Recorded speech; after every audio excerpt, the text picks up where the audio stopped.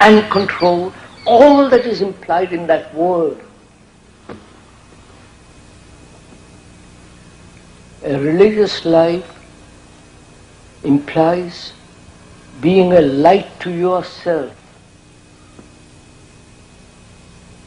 which means no outside authority. We are talking about having no spiritual authority, including me, the speaker.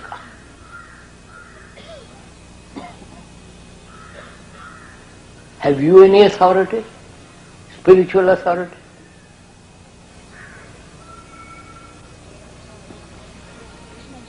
You have had various Guru Mahatma, Mr. Gandhi, and so on, all the way from the 6th, 5th, 4th, 3rd century, down to the present. And where are you, having been led for these thousands of years? Where are you? Or you want to be still led?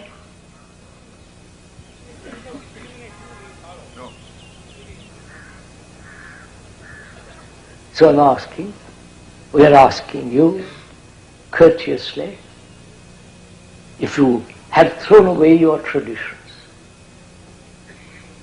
Yes, traditions being nationality, your caste, your beliefs, your rituals, going to the temples, all that. Have you thrown it away? No? No. Then how can you find out what a religious life is when you are blind?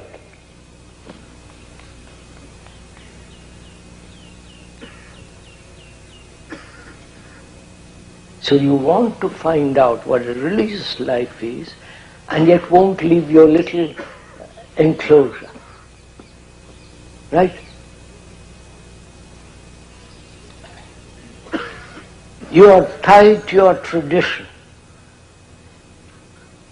and you want to inquire into something that demands a mind that is capable, a heart that can really love.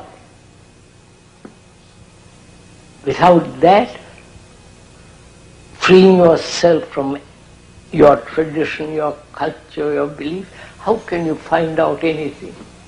You can repeat what the Gita said, or the Upanishads, or some other book. What value has it? I was told the other day, some of the gurus now give lectures or talks on Gita. Is that right? Yes. And there are hundreds and thousands go and listen to it. What value has it?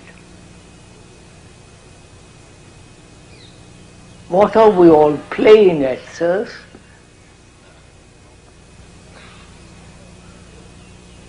Apparently, one doesn't see one's own tragedy. Right, sir?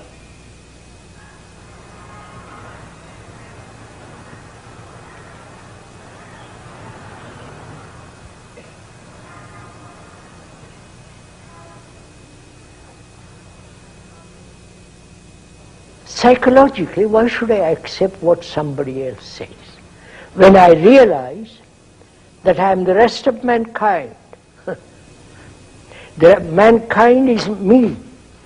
The me is the history of mankind, the book of mankind. If I know how to read it, I don't depend on anybody. So, can I, without distortion, without prejudice, without choice, be aware of the content of this book, which is me? To read it very carefully, never distorting it, requires a great deal of attention, great deal of energy. intensity, immediacy. And we are not willing to do all that because we think that's too tiresome. Tell me quickly what to do and I will do it. Or I may not do it. Generally, I may not do it. And I personally think that this psychological guidance by another, whether it is the religious guidance or the the guidance of the psychologists, is totally wrong as far as because then you're making humanity into children who have to be guided, told, encouraged, grown-up human beings after 5 or 10 million years.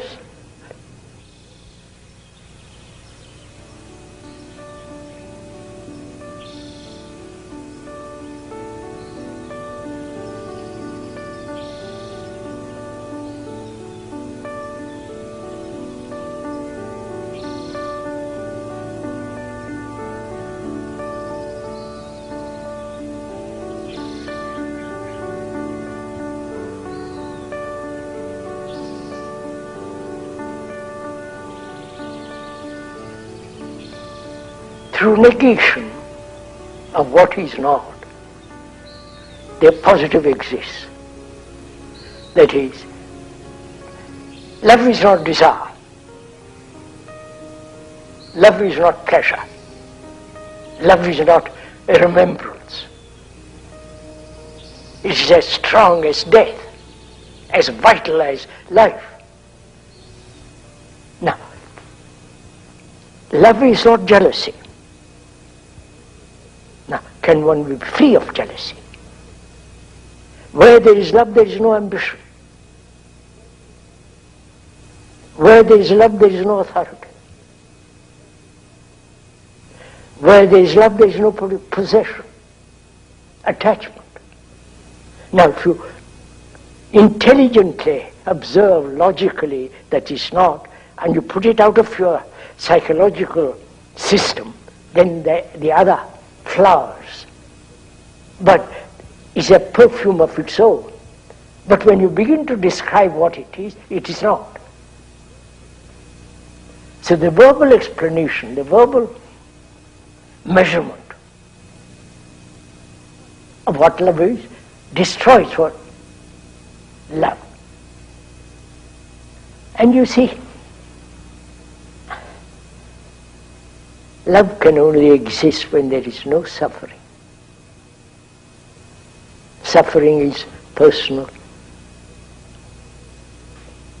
Suffering is also global. Man has suffered endlessly. And he tries to combine that suffering with what he calls love.